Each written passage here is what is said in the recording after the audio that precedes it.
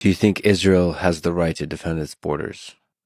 I think Israel has a responsibility to protect those that it occupies. I think you have to ask that question differently. Noura Arakat wrote a tremendous article on this from a legal perspective. When you talk about Israel defending itself, Israel is bound to occupation law. This is the problem all along. When John Kerry said, of course, the U.S. is great sometimes at issuing inconsequential statements that Israel has to choose whether or not it wants to be a Jewish or a democratic state, but it can't be both.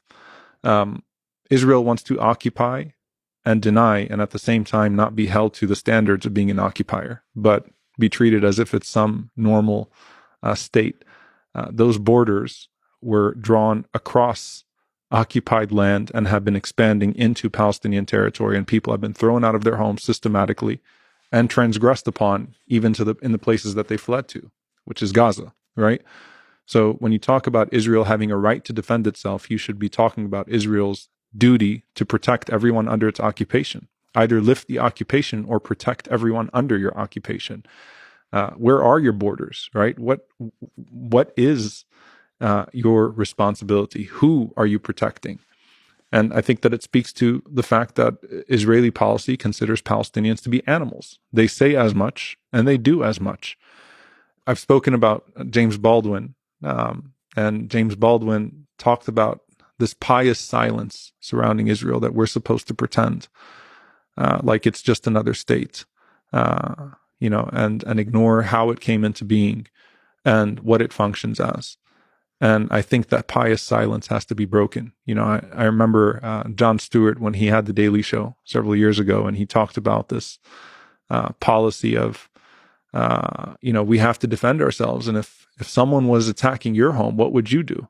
And the response was, well, why are you forcing people into a closet?